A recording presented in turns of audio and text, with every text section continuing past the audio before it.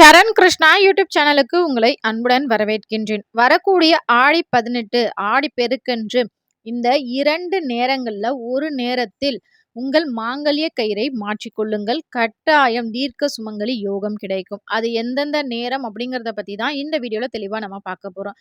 முதல்ல ஆடி 18 எப்போ வருகின்றது அப்படின்னு பார்த்தீங்கன்னா 3/8/2026 திங்கட்கிழமை வருகின்றது. இந்த ஆடி 18ன் சிறப்பு என்ன அப்படின்னு பார்த்தீங்கன்னா, பஞ்சமி திதியும் உத்திராட நட்சத்திரமும் நமக்கு சேர்ந்து வருகின்றது. ஆடி 18 அப்படின்னாலே அனைத்து நல்ல விஷயங்களையும் தொடங்குவதற்கு ரொம்பவே சுபமான நாள். அதனால தான் நம்ம முன்னோர்கள் ஆடிப்பெருக்கு அப்படின்னு அந்த நாளை நமக்கு சொல்லி வச்சாங்க. இந்த ஆடிப்பெருக்கு நன்னாள்ல சேரக்கூடிய திதியும் நட்சத்திரம் பார்த்தீங்கன்னா ரொம்பவே சக்தி வாய்ந்த திதியும் நட்சத்திரமும் வருகின்றது. அது பஞ்சமி திதி. பஞ்சமி திதி அப்படின்னாலே நிறைய பேருக்கு தெரியும், வாராகிக்கு ரொம்பவே உகந்த நாள் அப்படிங்கிறது. பஞ்சமி திதி அப்படின்னா தீமைகள் அழிந்து வெற்றியை தரக்கூடிய ஒரு முழுமையான நாள் இந்த பஞ்சமி திதி. இந்த பஞ்சமி திதியுடன் உத்திரட்டாதி நட்சத்திரம் சேர்வது ரொம்பவே சிறப்பு. அது என்ன சிறப்பு அப்படின்னு பார்த்தீங்கன்னா 26வது நட்சத்திரமாக உத்திரட்டாதி நட்சத்திரம் அமைகின்றது. புதிய ஆடைகள், தங்கம், ஆபரணம் வாங்குவதற்கு இந்த நட்சத்திரம் ரொம்பவே உகந்தது. புதுமையான விஷயங்கள், புதிய தொழில் தொடங்குவதற்கு ஆடி 18 ரொம்பவே சிறப்பு. அதற்கு ஏற்றாற் போல புதிய சுப காரியங்கள் தொடங்குவதற்கும் இந்த நட்சத்திரம் ரொம்பவே உகந்தது.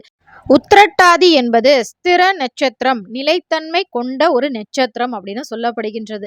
இப்படி அனைத்து சிறப்புகளும் வாய்ந்த திங்கட்கிழமை ஆடி 18 அன்று ஒவ்வொரு பெண்களுமே ஆடி 18 அன்று ஒவ்வொரு வீட்லையுமே வழிபாட்டு முறைகள் மாறிக்கொண்டே இருக்கும். ஆனா அநேக வீடுகள்ல பெண்கள் கட்டாயம் செய்வது தங்களுடைய தாலி கயிற்றை மாற்றிக்கொள்வது, புது கயிறு போட்டுக்குவாங்க.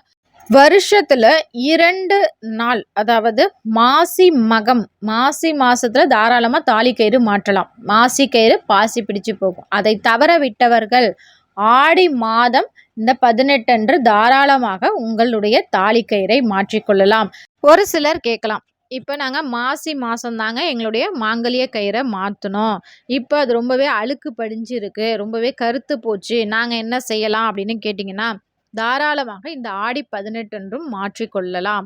ஒரு தாலி கயிறு அப்படின்னா அது ரொம்பவே தூய்மையாக இருக்க வேண்டும். ரொம்பவே அழுக்கு படிஞ்சு ரொம்ப கருப்பா இருப்பது அந்த அளவுக்கு நல்லது கிடையாது. அதே மாதிரி மாங்கல்ய கயிற்றில் எப்போதுமே ஊக்குசு இது போன்ற இரும்பு சார்ந்த பொருட்கள் நம்ம அணியக்கூடாது. அது வந்து சனி தோஷத்தை ஏற்படுத்தும்.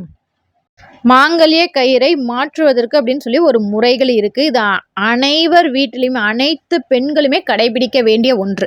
அது என்ன அப்படின்னு பார்த்தீங்கன்னா, எடுத்தோடனே நம்ம கயிறை வந்து அப்படியே கழட்டிட்டு வேற கயிறு போடக்கூடாது.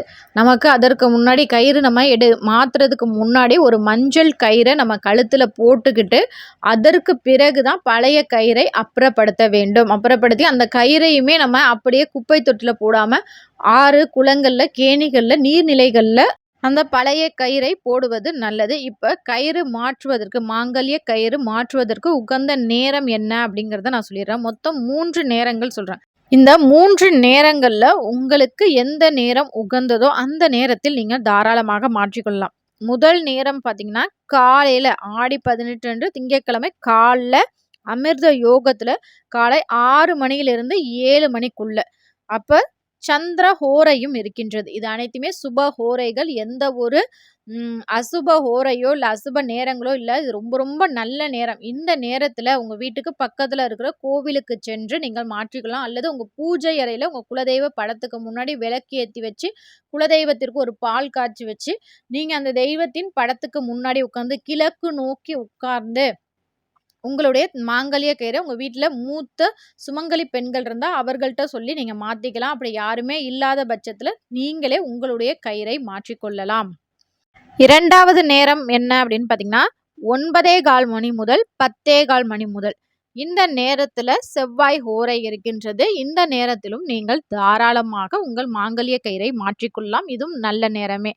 இந்த 2 நேரங்களையும் எங்களுக்கு வேலை இருந்ததுனால நாங்கள் விட்டுட்டோங்க, நாங்கள் என்ன பண்ணுறது அப்படின்னு கேட்டிங்கன்னா, இந்த நேரம் மதியம் 12 மணி முதல் 1 மணி வரை புதன் ஹோரை இருக்கின்றது. எந்த ஒரு அசுப நேரமும் இல்லை.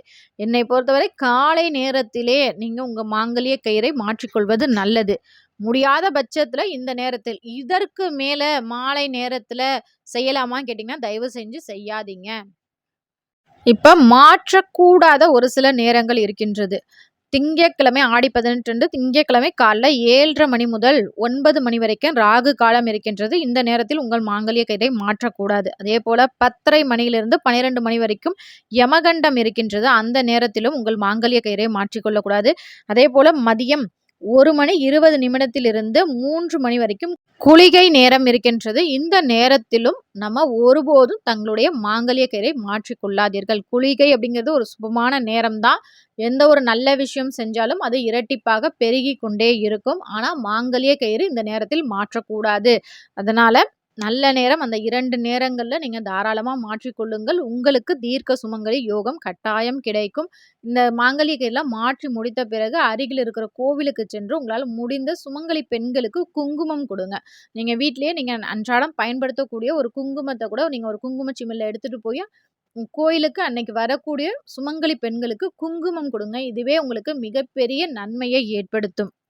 இந்த வீடியோ பார்க்குற உங்களுக்கு பிடித்த அம்மன் யாரு அப்படிங்கிறத மறக்காம எங்களோட கமெண்ட் செக்ஷன்ல ஷேர் பண்ணிக்கோங்க. இந்த வீடியோ உங்களுக்கு பயனுள்ளதாக இருக்கும் என்ற நம்பிக்கையில் மற்றொரு வீடியோவில் சந்திக்கிறேன். இந்த வீடியோ உங்களுக்கு பிடிச்சிருந்தா லைக் பண்ணுங்க, ஷேர் பண்ணுங்க, மறக்காம சப்ஸ்கிரைப் பண்ணுங்க. இது உங்கள் சரண் கிருஷ்ணா யூடியூப் சேனல். நன்றி, வணக்கம்.